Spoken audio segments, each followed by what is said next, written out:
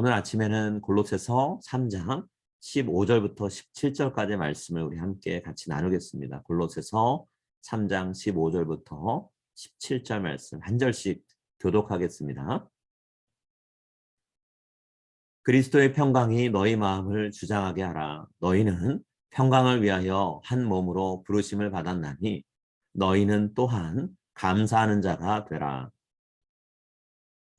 그리스도의 말씀이 너희 속에 풍성히 거하여 모든 지혜로 피차 가르치며 권면하고 시와 찬송과 신령한 노래를 부르며 감사하는 마음으로 하나님을 찬양하고 또 무엇을 하든지 말에나 일에나 다 주 예수의 이름으로 하고 그를 힘입어 하나님 아버지께 감사하라. 아멘. 오늘은 그리스도의 평강과 말씀이 주관하게 라는 제목으로 함께 말씀을 나눴으면 합니다. 여러분, 우리나라가 남과 북으로 나눠져서 동족 간에 피 흘리면서 싸웠던 6.25가 발발한 지 벌써 72년이 되었죠. 사상의 차이, 이념의 차이가 한반도 전체를 전쟁의 소용돌이에 몰아넣은 끔찍한 경험이었어요. 또 한편으로는 평화를 얻기까지 얼마나 치열한 싸움과 노력이 필요한지를 알게 되는 기회이기도 했습니다. 올해 91살 되신 장상이라고 하는 어르신은요, 6.25 참전 용사이신데요. 1950년 7월에 군대에 자원 입대해서 일반 사병으로 북한 압록강까지 진격해서 북한군과 싸우셨어요. 경북 영천에서 벌어졌던 전투에서 북한군 전차 3대를 파괴하는 전功을 세우면서 화랑무공훈장을 받기도 하셨어요. 이분은 청춘을 다 바쳐서 대한민국 조국을 지켰습니다. 그런데 이 어르신한테 남은 건 지독한 가난이었고 아픔이었다 그래요. 전쟁을 마치고 나서 전쟁을 치르는 중에 생겼던 허리 통증, 다리 통증 때문에 평생 고통 중에 사셨다 그래요. 이렇게 고통 때문에 건강에 이상이 생기니까 경제활동을 제대로 하실 수가 없었고 결과적으로 가난에 시달리셨다고 합니다. 이분이 사셨던 수십 년의 세월 뒤돌아보면 힘들고 모진 시간이었다라고 할 수 있는데요. 이 어르신은 그래도 6.25에 참전해서 내 나라를 지켰던 자신의 그 청춘이 자랑스럽다 이렇게 말씀하세요. 여러분, 오늘 우리가 누리고 있는 삶의 평화, 이 평화는요, 누군가가 오래전에 흘렸던 땀과 피의 열매라고 말할 수 있어요. 예수님 믿는 우리 그리스도인들은 특히나 이 땅에 오셔서 자신의 삶과 또 죽음을 통해서 세상의 평화를 이루신 예수님의 희생을 잊을 수가 없죠. 바로 우리에게 예수님의 희생으로 평화를 누리게 된 것을 감사하라 권면하고요. 뿐만 아니라 그 평화를 우리의 삶을 통해서 적극적으로 이루어가라라고 권면을 해요. 우리 15절 말씀 한 번 더 읽겠습니다. 15절입니다. 그리스도의 평강이 너희 마음을 주장하게 하라. 너희는 평강을 위하여 한 몸으로 부르심을 받았나니 너희는 또한 감사하는 자가 되라. 우리가 읽은 15절에서 그리스도의 평강이란 내용이 나오는데요. 여러분, 그리스도의 평강은 그리스도께서 이루신 평화를 뜻합니다. 평강, 그리스 말로 에이레네인데요. 이 평강은 어떤 한 사람의 내적인 평화는 물론이고요. 서로 다른 두 인격체 간의 평화로운 관계를 의미해요. 구약 성경에서 나오는 샬롬이란 단어와 같은 의미라고 볼 수 있는 거죠. 예수 그리스도는 의로우신 하나님과 죄에 물들어 사는 우리 인간을 화해시키시고 또 평화를 누리게 하셨죠. 하나님과 우리 사이에 평화를 이루셨습니다. 또 성도로 부름받은 우리들이 교회 공동체 안에서 형제가 되고 자매가 되어서 서로 화목한 관계를 누릴 수 있도록 이끌어 주셨죠. 성도 간의 평화, 사람 간의 평화를 예수 그리스도께서 이루셨습니다. 그렇기 때문에 그리스도의 평강이란 말은 그리스도께서 그분의 십자가 희생으로 이루신 하나님과 인간의 평화, 또 성도와 성도 간의 평화, 사람과 사람 간의 평화를 나타내는 그런 단어인 거죠. 오늘 바울은 이러한 평강이 우리의 마음을 주장하게 해야 된다라고 말씀하고 있어요. 주장한다. 그리스 말 브라비오라는 단어는요, 심판이 운동 경기를 감독하고 판정하는 모습을 나타냅니다. 이런 말에서 판단한다, 결정한다, 주관한다, 다스린다 같은 의미가 나오게 된 거죠. 자, 무엇을 주장하라고 얘기했나요? 마음을 주장하라고 얘기했죠. 마음은 제가 지난 주일에도 설교하면서 말씀드렸는데 어떤 한 사람의 의지, 감정, 생각이 나타나는 원천이라고 말씀드렸어요. 그럼 마음을 주장한다라는 건 어떤 뜻일까요? 우리가 느끼고 생각하고 어떤 결정을 내릴 때 예수 그리스도의 평강이 모든 것을 주관하게 된다라는 뜻이 되는 거죠. 우리의 생각과 감정과 의지의 결정 주체가 그리스도의 평강이 되어야 된다는 거예요. 예수님께 우리가 평강을 선물로 받았습니다. 이 선물로 받은 평강을 누리며 사는 건 참 기쁘고 즐거운 일이죠. 그런데 예수님처럼 우리가 맺고 살아가는 모든 관계 속에서 평화를 이루는 건 쉽지만은 않죠. 괴롭고 힘든 일일 때도 참 많죠. 아무리 우리가 마음속으로 평화롭게 지내야지 생각하고 또 감정을 추스러 보고 마음으로 몇 번이고 결심하고 결단해도 쉽게 그런 관계들이 형성되지 않기 때문이잖아요. 그래서 바울이 권면하는 것처럼 그리스도의 평화가 우리의 마음을 주장하게 하는 삶을 사는 것은 어느 한순간 우리가 이루면 끝나는 그런 것이 아니고요. 평생을 씨름하면서 이뤄가야 되는 과제인 거죠. 하나님께서 이 과제를 감당하라고 우리를 교회 공동체라고 하는 몸으로 불러주셨어요. 자, 우리를 부르신 소명이 여기에 있기 때문에 우리가 이 소명을 피할 수는 없죠.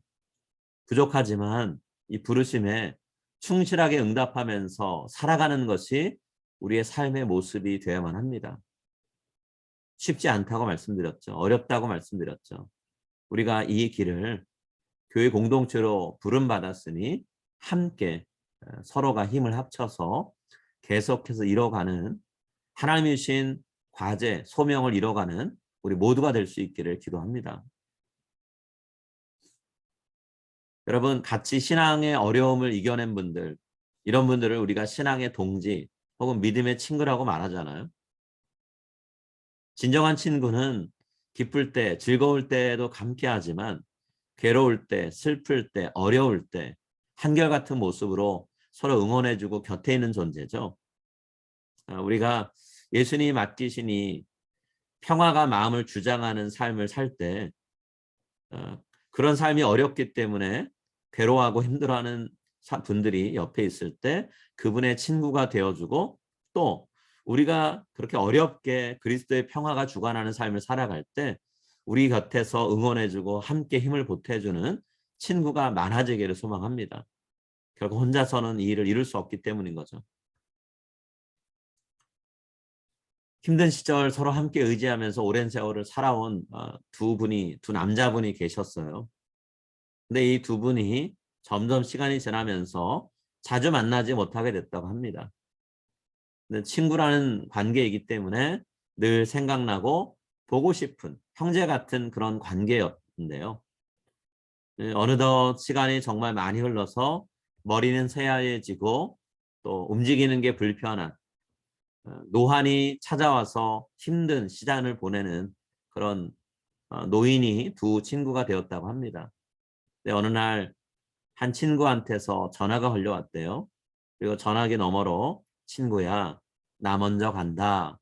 이런 친구의 인사말이 들리더랍니다. 이 말을 듣는 반대편에 있는 노인이 된 친구분이 전화를 받은 그 자리에서 아무 말도 못하고 그대로 앉아서 그냥 눈물만 흘리셨다 그래요. 친구가 어떤 의미로 나 먼저 간다라고 했는지 알았기 때문인 거죠. 그 전화를 끊고 몇 시간 안 돼서 전화를 걸어왔던 친구의 아들에게서 자신의 아버지가 세상을 떠나셨다는 연락을 받았다 그래요. 숨을 거둘 때가 가까워오니까 가장 친한 친구한테 전화해서 먼저 간다라고 작별 인사를 했던 거죠. 먼저 간다라는 말은 나 먼저 떠난다는 의미도 있었겠지만 그동안 함께 해줘서 고마웠다라고 하는 감사의 의미가 담겨 있었던 거겠죠.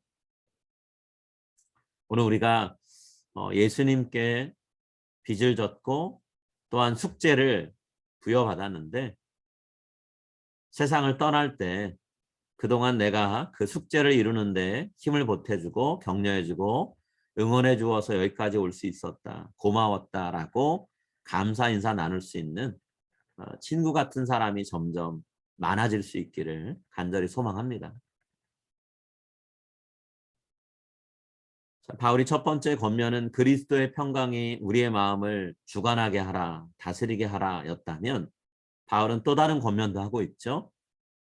바울이 우리에게 주는 두 번째 권면은 그리스도의 말씀이 우리 안에 풍성히 거하는 삶을 살라라는 그런 내용입니다.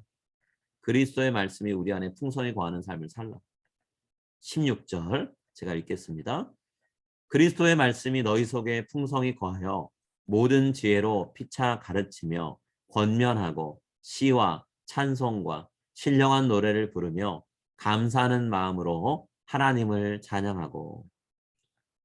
자, 그리스도의 말씀이 우리 속에 풍성히 거하게 하라라고 말씀했는데요. 그리스도의 말씀은 두 가지 의미를 담고 있죠. 첫 번째는 예수님께서 직접 가르치고 선포하신 말씀의 내용을 얘기합니다. 예수님 자신의 입을 통해서 선포하신 말씀을 뜻하는 거죠. 또 한편으로는 이 그리스도의 말씀이라는 표현은 예수님이 돌아가신 이후부터 사도들을 통해 수많은 제자들을 통해 전해진 예수 그리스도에 관한 말씀이에요. 하나님은 바울을 통해서 이런 그리스도의 말씀, 예수님의 입술을 통해 선포된 말씀, 예수님의 제자들을 통해 선포된 말씀이 그리스도의 평강과 함께 우리의 삶을 주관할 수 있게 하라라고 명령하고 계세요. 그리스도의 말씀이 우리를 주관하게 하려고 하면, 우리 안에 풍성해지려면 성도 한 사람 한 사람인 우리들이 하나님의 말씀을 매일같이 읽고 묵상하고 그 말씀으로 채워지는 것만큼 중요한 일이 없죠. 또 그런 성도들이 같이 모여서 자신이 묵상한 말씀을 나누고 공부하는 것도 너무나 중요한 일이죠. 그렇게 성도 한 사람 한 사람, 또 교회 공동체가 그리스도의 말씀으로 충만해질 때 여러분 어떤 결과를 우리가 기대할 수 있을까요? 오늘 바울은 두 가지 결과를 우리가 얻게 될 것이다, 보게 될 것이다 라고 말씀하고 있어요. 첫 번째 결과는 성도들이 모든 지혜로 서로를 가르치고 권면하게 될 거라는 거죠. 여러분 가르치고 권면한다. 1차적으로는 목회자들의 몫이에요. 그렇지만 우리가 성도로서 목회자들에게 일방적으로 배우는 수동적인 자세로만 있어서는 안 되죠. 성도들이 서로 말씀을 가르치고 배우는 상호작용이 일어나야 된다는 거예요. 바울이 말씀하고 있는 가르치고 권면하는 삶, 이 삶이라는 건요. 첫 번째는 가르친다라는 것은 복음이 무엇인지, 복음에 합당한 삶이 무엇인지를 서로 알려주는 걸 얘기합니다. 그리고 권면하는 삶이라는 건 그렇게 우리가 서로에게 알려주었지만 복음에 어긋난 말씀과 행동을 할 때, 말을 하고 행동을 할 때 서로 바로잡아주고 서로 이것은 아니다라고 알려줄 수 있는 것을 얘기하죠. 이런 모습이 우리 안에 있을 때 같이 신앙적으로 성장하고 성숙할 수 있는 거잖아요. 그런 면에서 몇 년 전부터 우리가 커피 브레이크를 시작하고 있는데 커피 브레이크를 통해서 참여자들이 같이 말씀을 공부하고 서로를 통해 배우는 것, 이것만큼 바울의 서로 가르치고 권면하라라고 하는 이 말씀을 실천할 수 있는 좋은 통로가 없죠. 우리가 계속해서 우리 교회 안에 서로가 서로를 통해 배울 수 있는 말씀의 배움의 자리가 넓혀져 갈 수 있도록 더욱더 많은 분들이 함께 할 수 있도록 기도하고 권면하는 그런 시간들을 가졌으면 합니다. 자, 하나님의 말씀이 우리 안에 풍성히 거할 때 우리가 기대할 수 있는 두 번째 결과는 뭘까요? 바울은 성도들이 신령한 시들과 찬미들로 또 노래들로 하나님을 찬양하게 된다라고 얘기합니다. 시와 찬미와 노래, 성령님이 감동하셔서 우리의 입술로 우리의 삶으로 부르게 되는 모든 종류의 노래를 뜻하죠. 어떤 분들은 이 세 단어가 정확히 어떤 의미를 갖고 있을까? 어떤 의미로 구분해서 우리가 이해될까? 여기에 초점을 많이 맞추십니다. 근데 이 세 단어가 정확히 어떤 의미를 갖고 있는가 규정하는 게 쉬운 일이 아니에요. 그렇기 때문에 시는 이런 의미고 찬미는 이런 의미고 노래는 이런 의미다 라는 거 구분해서 이야기하는 것보다는 더 중요하게 생각할 건 하나님께 우리가 평강을 누리고 말씀의 은혜를 누리면 내가 자연스럽게 감사하면서 하나님께 찬양 올리고 예배하게 되는구나 라는 사실을 우리가 이해했으면 합니다. 그리스도의 말씀이 주관하는 삶을 살게 되면 성령님이 우리의 마음 가운데 감사할 수 있는 이유를 찾게 하세요. 그리고 그 감사가 자연스럽게 찬양으로 이어지게 하신다는 거죠. 오늘 우리의 삶에 말씀의 영이신 성령님의 감동이 일어나서 감사가 가득하고 찬양이 가득한 삶을 살게 되길 소망합니다. 굳이 노래로 부르지 않는다고 해도 감사의 고백, 하나님의 영광을 인정하는 이야기가 충만한 성도가 많아지고 그런 성도들로 인해서 점점 더 풍성한 나눔이 있는 우리 교회가 될 줄로 믿습니다. 여러분, 우리가 그리스도의 평강과 말씀이 주관하는 삶을 산다라고 했는데요. 이것을 달리 표현하면 어떤 말씀으로 우리가 나타낼 수 있을까요? 우리의 주인 되신 예수님의 이름 걸고 말하고 행동하고 예수님 때문에 감사하면서 사는 것이다 라고 말할 수 있습니다. 바울이 이야기하는 17절의 내용인 거죠. 17절에 바울은 이렇게 말씀합니다. 또 무엇을 하든지 말에나 일에나 다 주 예수의 이름으로 하고 그를 힘입어 하나님 아버지께 감사하라. 예수님의 이름을 걸고 말하고 행동하는 것이니 함부로 말할 수 없겠죠. 예수님의 이름으로 우리가 나아가는 삶을 사니 예수님 의지하며 사니 하나님께서 우리의 삶을 책임지셔서 감사하게끔 만드신다는 거죠. 그래서 결과적으로 내 말을 통해 내 행동을 통해서 예수님이 사람들에게 드러나고 그렇게 예수님을 나를 통해 우리를 통해 만나게 된 사람들이 예수님을 칭찬한다면 그때 비로소 우리가 예수 그리스도의 평강과 말씀이 내 삶을 주관하는 삶을 내가 살고 있구나라고 말할 수 있는 거죠. 물론 우리가 우리 스스로 이미 내 안에 그리스도의 평강이 가득하고 말씀의 인도를 받아서 내가 살고 있는데 라고 확신할 수 있죠. 그런데 주변 사람들의 반응은 그와 다르게 나로 인해서 예수 그리스도를 비난하고 냉대하게 된다고 하면 정말 내가 예수님의 평강과 말씀 안에 살고 있는가, 주관하는 삶을 살고 있는가 돌아봐야 한다는 거예요. 한 예를 제가 말씀드릴게요. 인도 선교에 평생을 헌신했던 스탠리 존스라는 선교사님은 그 당시에 인도 지도자들과 많은 교류를 했었는데요. 어느 날은 마하트마 간디, 인도 수상이었던 마하트마 간디와 대화를 나누게 됐다래요. 그때 선교사님은 개인적으로 선교사로서의 소원을 마하트마 간디에게 말했습니다. 어떤 내용의 이야기를 했냐면 저는 인도에서 기독교가 인도인들의 생활의 일부처럼 자연스러워지는 것을 너무나 보고 싶습니다. 기독교가 더 이상 외국 사람 혹은 외국 정부와 동일시되지 않았으면 좋겠어요. 하루빨리 기독교가 인도인들의 삶의 일부가 되고 인도인의 정신을 향상시킬 뿐만 아니라 인도를 구원하는 힘이 되었으면 좋겠습니다. 이렇게 소원을 얘기했다래요. 네, 그랬더니 이 말을 듣고 간디가 대답을 해주었다고 합니다.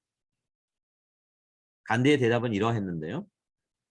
우선 여러분 기독교인들과 선교사들을 포함해서 모든 서양 사람들이 오늘부터 예수 그리스도처럼 살아가도록 하세요. 그리고 두 번째로 여러분은 반드시 여러분 종교의 가르침대로 살아야 됩니다. 품위를 떨어뜨리는 행동하지 말고 타협하지 말 것을 제안합니다.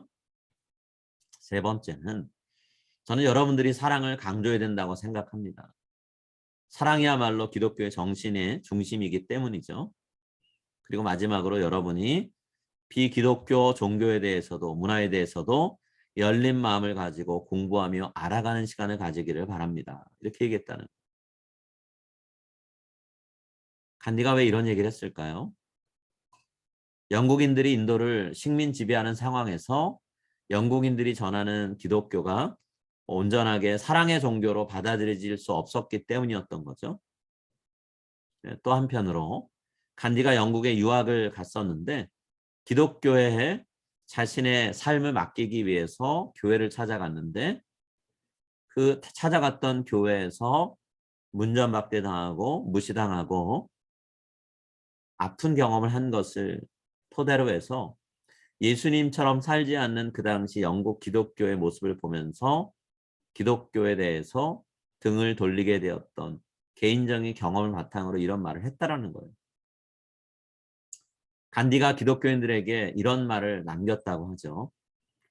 나는 그리스도를 좋아하지만 너희 기독교인들은 좋아하지 않는다.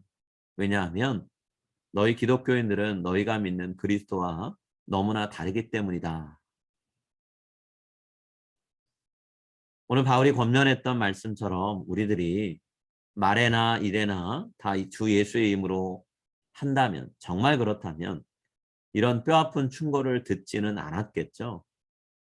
오히려 우리 주변 사람들에게 나는 너희 그리스도인들 때문에 그리스도를 좋아하게 되었어 라고 하는 고백을 들을 수 있겠죠. 실제로 우리가 그런 고백을 우리 주변 사람들을 통해 듣게 되기를 소망합니다. 그리고 그런 고백들이 내 주변에서 점점 많아지는 것으로 인해서 하나님께 우리 모두가 감사할 수 있는 날을 갖게 되기를 기대해 봅니다.